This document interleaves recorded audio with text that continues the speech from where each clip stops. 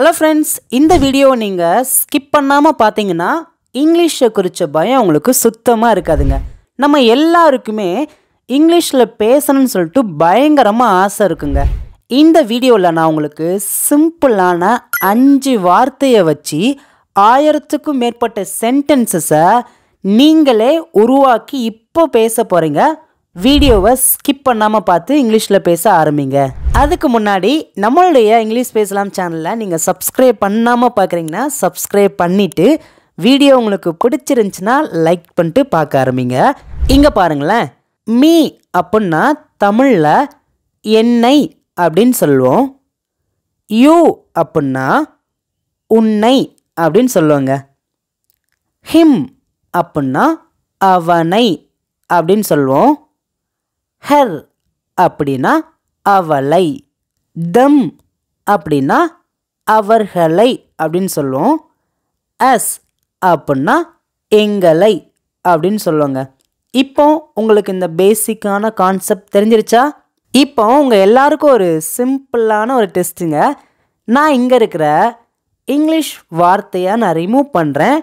தமிழ் மட்டும்தான் இருக்க போகுது.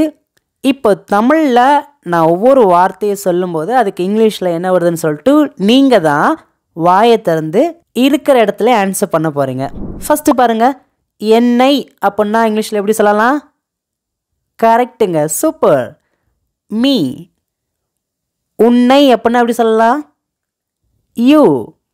அவனை எப்படி சொல்லலாம்? எனக்கு கொஞ்சம் தெரியல அப்படின்னு இருந்தால் கூட பரவாயில்லைங்க. நான் சொல்லும்போது என் கூட சேர்ந்து நீங்களும் பின்னாடியே அதை சொல்லுங்கள், ஈஸியாக புரிஞ்சு கொடுங்க. எப்படி சொல்லலாம்? அவனை அப்படின்னா ஹிம். அவளை எப்படி சொல்லலாம்? ஹெர்.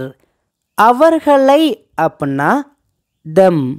எங்களை அப்படின்னா அஸ். அஸ். ஈஸியாக புரிஞ்சிருச்சாங்க? ஓகேங்க, இந்த கான்செப்ட் எல்லாருக்கும் தெரிஞ்சிருச்சு. இப்போ இன்னும் ஒன்று சொல்ல போகிறேன். இது உங்களுக்கு தெரிஞ்சிருச்சுன்னா நம்ம சென்டென்ஸ் மேக் பண்ணி பேச ஆரம்பிக்கலாம். இங்கே பாருங்களேன், டூ அப்படின்னா தமிழில் இக்கு அப்படின்னு சொல்லுவோம். நல்லா கவனிங்க. இந்த 5 வார்த்தையை நீங்கள் நல்லா புரிஞ்சுக்கிட்டீங்கன்னா நிறைய சென்டென்சஸை இப்போ நீங்கள் பேச ஆரம்பிக்க போகிறீங்க. நெக்ஸ்ட் ஒன் பாருங்களேன், ஃபார் அப்படின்னா காக. காக. வித் அப்படின்னா உடன் அப்படின்னு அர்த்தம். நெக்ஸ்ட் ஒன், ஃப்ரம் அப்படின்னா இருந்து அப்படின்னு அர்த்தங்க. நெக்ஸ்ட் ஒன், அபவுட் அப்படின்னா பற்றி. இந்த 5 வேர்டுக்கான தமிழ் மீனிங் தெரிஞ்சிருச்சா? இப்போ நீங்கள் இங்கிலீஷில் சிம்பிளான சென்டென்சஸை மேக் பண்ணி பேச ஆரம்பிங்க. இங்கே நான் தமிழில் 6 வாக்கியம் எழுதியிருக்கேன். இதுக்கு இங்கிலீஷில் நீங்களே ஆன்சர் பண்ண போகிறீங்க. இப்போ எனக்கு அப்படிங்கிற ஒரு வார்த்தைக்கு இங்கிலீஷில் எப்படி சென்டென்ஸ் எழுதலாம் அப்படின்னா, டு மீ. To me. நல்லா கவனிங்க. டு அப்படின்னா தமிழில் இக்கு அப்படின்னு அர்த்தம். மீ அப்படின்னா என்னை. இப்போ டு மீ சேரும்போது அங்கே எனக்கு அப்படிங்கிற ஒரு அர்த்தம் வருதுங்க. இப்போ நான் தமிழில் சொல்லும்போது உங்களுக்கு இங்கிலீஷில் ஆன்சர் தெரிஞ்சிருச்சுன்னா நீங்கள் என்ன பண்ணுறீங்கன்னா கமெண்ட்ஸில் உங்களுடைய ஆன்சரை டைப் பண்ணிகிட்டே வாங்க. உனக்கு இது எப்படி சொல்லலாம்? To you. To you. ஏன் தெரிஞ்சிருச்சா? டூனா இக்கு, உன்னை அப்படின்னா யூன்னு சொல்லுவோம். அதான் நான் சைடில் உங்களுக்கு நாங்கள் காமிச்சிருக்கேன் ஈஸியாக புரியறதுக்காக. உனக்கு அப்படின்னா to you. To you. Next வந்து பாருங்களேன், அவனுக்கு. அவனுக்கு எப்படி சொல்லலாம்? கரெக்டுங்க, டு ஹிம். To him. அவனுக்கு. நெக்ஸ்ட் ஒன், அவளுக்கு. இது யாருக்குப்பா அப்படின்னு கேட்பாங்க. இது அவளுக்கு அப்படின்னு சொல்லுவோம் பார்த்தீங்களா? அவளுக்கு அப்படின்னா எப்படி சொல்லலாம்? To her. To her. அவளுக்கு. நெக்ஸ்ட் ஒன், அவர்களுக்கு. எப்படி சொல்லலாம்? சொல்லுங்க. To them. To them. அவர்களுக்கு. ஃபைனலா எங்களுக்கு அப்படின்னா எப்படி சொல்லலாம்? To us. To us. எங்களுக்கு. நீங்கள் பாருங்களேன், டு அப்படிங்கிற சிம்பிளான ஒரு வேர்டை வச்சு நம்ம 6 ரொம்ப பேசிக்கான சென்டென்சஸை நம்ம இங்கே எழுதியிருக்கோம் பார்த்தீங்களா? இப்போ பாருங்களேன், மகாவுக்கு அப்படின்னா டு மகா, ராஜாவுக்கு அப்படின்னா டு ராஜா. இந்த gift யாருக்குப்பா அப்படின்னு கேட்பாங்க. இது ராணிக்கு அப்படின்னு சொல்கிறோம். எப்படி சொல்லலாம்? டு ராணி, ராணிக்கு. இப்போ இந்த இடத்துல உங்களுடைய நேமை மென்ஷன் பண்ணி சொல்லுங்க பார்க்கும். இப்போ என் பேர் மகாராஜா, நான் சொல்கிறேன் மகாராஜாவுக்கு அப்படின்னா டு மகாராஜா. உங்கள் நேமை மென்ஷன் பண்ணி இப்போ சொல்லுங்கள் பார்க்கும். ஏன்னா நம்ம இங்கிலீஷ் கற்றுக்கொள்ளணும் அப்படின்னா முதல்ல நம்மளுடைய வாய்களை திறந்து நம்ம கொஞ்சம் கொஞ்சமாக பேச ஆரம்பிக்கணும். இப்படி சின்ன சின்ன வேர்ட்ஸை நம்ம இணைத்து ஒரு சென்டென்சஸாக பேசும்போது நமக்கு ஒரு கான்ஃபிடென்ட் கிடைக்குங்க. இப்போ உங்களுடைய நேமை மென்ஷன் பண்ணி நீங்கள் கமெண்ட்ஸில் கூட ஆன்சர் கூட பண்ணலாம். நம்ம நெக்ஸ்ட்டு பார்க்க போகிறது பாருங்களேன். இங்கே நான் 6 தமிழ் வாக்கியம் எழுதியிருக்கேன். ஃபர்ஸ்ட்டுன்னு பாருங்களேன், எனக்காக. இது எப்படி சொல்லலாம்? காக அப்படின்னா இங்கிலீஷில் என்ன சொல்லியிருக்கேன்? ஃபார். ஃபார் மேலே பார்த்தீங்கன்னா தெரியுதா? ஓகேங்க. இப்போ எனக்காக அப்படின்னா எப்படி சொல்லலாம்? For me. ஃபார் மீ, எனக்காக. ஃபார் எக்ஸாம்பிள் பாருங்களேன், இது எனக்காக அப்படின்னா எப்படி சொல்லலாம்? This is for me. Next one, உனக்காக அப்படின்னா எப்படி சொல்லலாம்? For you. ஃபார் யூ, இது யாருக்காக? உனக்காக. திஸ் இஸ் ஃபார் யூ, இது உனக்காக. ஈஸியாக இருக்குதாங்க. இந்த ஃபார் அப்படிங்கிற சின்ன வேர்டை வச்சு நம்ம ஒரு சென்டென்சஸே இங்கே மேக் பண்ணியிருக்கோம். நெக்ஸ்ட் ஒன் பாருங்களேன், அவனுக்காக அப்படின்னா எப்படி சொல்லலாம்? For him. ஃபார் ஹிம், அவனுக்காக. இது அவனுக்காக அப்படின்னா எப்படி சொல்லலாம்? This is for him. This is for him, இது அவனுக்காக. அவ்வளோதாங்க. நெக்ஸ்ட் ஒன் பாருங்களேன், அவளுக்காக அப்படின்னா எப்படி சொல்லலாம்? நான் இங்கிலீஷில் சொல்லும்போது இந்த வீடியோ முழுவதுமாக என் கூட சேர்ந்து பின்னாடியே நான் சொல்ல சொல்ல நீங்களும் சேர்ந்து சொல்லிட்டே வாங்க. அவளுக்காக அப்படிங்கிறத இங்கிலீஷில் எப்படி சொல்லலாம்? For her. ஃபார் ஹர், அவளுக்காக. This is for her. This is for her, இது அவளுக்காக. நெக்ஸ்ட் ஒன், அவர்களுக்காக அப்படின்னா எப்படி சொல்லலாம்? For them. For them, this is for them. This is for them, இது அவர்களுக்காக. நெக்ஸ்ட் ஒன், எங்களுக்காக. இந்த பொருட்களெல்லாம் யாருக்காக வாங்குறீங்கன்னு கேட்பாங்க. எங்களுக்காகன்னு சொல்லுவோம் பார்த்தீங்களா? இது எங்களுக்காக. எப்படி சொல்லலாம் எங்களுக்காக அப்படின்னா? For us. ஃபார் அஸ், எங்களுக்காக. திஸ் இஸ் ஃபார் அஸ், இது எங்களுக்காக. அவ்வளோதாங்க. எவ்வளோ ஈஸியாக இருக்குது. அடுத்து நம்ம பார்க்க போகிறது ரொம்ப முக்கியமானது. கவனமாக கவனிங்க. இந்த வீடியோ முடியும் போது நான் உங்களுக்கு ஒரு டெஸ்ட்டு வச்சுருக்கேன். அந்த டெஸ்ட்டில் நீங்கள் பாஸ் பண்ணுறீங்களான்னு சொல்லிட்டு செக் பண்ணி பாருங்கள். வீடியோ பிடிச்சிருந்துச்சின்னா மறக்காமல் எல்லாருமே வீடியோவுக்கு ஒரு லைக் பண்ணிட்டு பாருங்கள். இந்த வீடியோ பற்றியான கருத்துக்களை மறக்காமல் எனக்கு புரியுது, ஐ அண்டர்ஸ்டாண்ட் அப்படின்னு சொல்லிட்டு உங்களுடைய கருத்துக்களையும் இப்போவே கமெண்ட்ஸில் சொல்லுங்கள். நீங்களும் இங்கிலீஷ் பேசலாம் ஃபேமிலியில் ஜாயின் பண்ணுறீங்க அப்படின்னா கமெண்ட்ஸில் ஆன்சர் பண்ணுங்கள். வித் அப்படின்னா தமிழில் உடன் அப்படின்னு அர்த்தம். என்னுடன் எப்படி சொல்லலாம்? With me. வித் அப்படின்னா உடன் அப்படின்னு அர்த்தம். மீ அப்படின்னா என்னை. இப்போ வித் கூட மீ ஆட் ஆகும்போது சேரும்போது நமக்கு தமிழில் எப்படி மீனிங் வருது அப்படின்னா என்னுடன். என்னுடன்.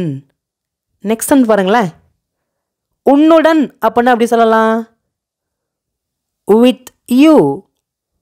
வித் யூ, உன்னுடன். நெக்ஸ்ட் ஒன் பாருங்களேன், அவனுடன். நீ யாருடன் போகிற அப்படின்னு கேட்பாங்க. நம்ம ஆன்சர் பண்ணுவோம், நான் அவனுடன் போகிறேன். நல்லா கவனிங்க, இந்த இடத்துல அவனுடன் வந்திருக்கு பார்த்தீங்களா? ஏன்னா நம்ம நிறைய இடங்களில் இந்த வித் வச்சு நிறைய சென்டென்சஸ் நம்மளால் பேச முடியும். இதை எப்படி சொல்லலாம்? அவனுடன் அப்படின்னா வித் ஹிம். With him. இப்போ நெக்ஸ்ட் ஒன், அவளுடன் எப்படி சொல்லலாம்? With her. வித் ஹெர், அவளுடன். நெக்ஸ்ட் ஒன், அவர்களுடன் எப்படி சொல்லலாம்? With them. வித் தம், அவர்களுடன். நெக்ஸ்ட் ஒன், எங்களுடன். With us. With us. இப்போ மகாவுடன் எப்படி சொல்லலாம்? வித் மகா. வித் மகா, ராஜாவுடன் அப்படின்னா வித் ராஜா, வித் ராஜா. இப்போ ராணியுடன் அப்படின்னா எப்படி சொல்லலாம்? வித் ராணி, வித் ராணி. என் அம்மாவுடன் அப்படின்னா எப்படி சொல்லலாம்? With my mother, with my mother. இப்போ என் அப்பாவுடன் இது எப்படி சொல்லலாம்? நீ யாருடன் போகிற அப்படின்னு கேட்பாங்க. நான் என் அப்பாவுடன் போகிறேன்னு சொல்லுவோம் பார்த்தீங்களா? With my father, with my father. இதை நம்ம ஷார்ட்டாக வித் மை டேட் அப்படின்னு சொல்லலாம். ஈஸியாக இருக்குதாங்க. இந்த மாதிரி வித் வச்சு நீங்கள் ஒரு பேப்பரில் நிறைய சின்ன சின்ன தமிழ் வாக்கியங்களை எழுதி அதை இங்கிலீஷில் ஒரு பக்கத்தில் நீங்கள் எழுத ஆரம்பிங்க, பேச ஆரம்பிங்க. நம்ம நெக்ஸ்ட்டு பார்க்க போகிறது பாருங்களேன். ஃப்ரம் அப்படின்னா தமிழில் இருந்து அப்படின்னு அர்த்தம். ஓகேங்களா? இப்போ இதை வச்சு நிறைய சென்டென்ஸ் எழுதலாமா? ஃப்ரம் அப்படின்னா இருந்து. ஃபர்ஸ்ட் ஒன் என்னிடம் இருந்து. இது எப்படி சொல்லலாம்? ஃப்ரம் மீ, ஃப்ரம் மீ என்னிடம் இருந்து. நெக்ஸ்ட் ஒன் உன்னிடம் இருந்துன்னா எப்படி சொல்லலாம்? ஃப்ரம் யூ, ஃப்ரம் யூ உன்னிடம் இருந்து. நெக்ஸ்ட் ஒன் அவனிடம் இருந்துன்னா எப்படி சொல்லலாம்? From him, from him. நான் இங்கிலீஷில் சொல்லும்போது என் கூட சேர்ந்து பின்னாடியே சொல்லிட்டு வரீங்களா? ஆன்சர் தெரிஞ்சிருச்சுன்னா கமெண்ட்ஸில் டைப் பண்ணிகிட்டே வாங்க. ஓகே. நெக்ஸ்ட் ஒன் அவளிடம் இருந்து அப்படின்னா ஃப்ரம் ஹர். நெக்ஸ்ட் ஒன் அவர்களிடம் இருந்து அப்படின்னா ஃப்ரம் தெம், ஃப்ரம் தெம் அவர்களிடம் இருந்து. எங்களிடம் இருந்து அப்படின்னா எப்படி சொல்லலாம்? ஃப்ரம் அஸ், ஃப்ரம் அஸ் எங்களிடம் இருந்து. இப்போ மகாவிடம் இருந்தனா எப்படி சொல்லலாம்? ஃப்ரம் மகா, ஃப்ரம் மகா. இந்த இடத்துல உங்கள் நேமை மென்ஷன் பண்ணி சொல்லுங்கள். ராஜாவிடம் இருந்து அப்படின்னா ஃப்ரம் ராஜா, ஃப்ரம் ராஜா. என் அம்மாவிடம் இருந்தனா ஃப்ரம் மை மதர்.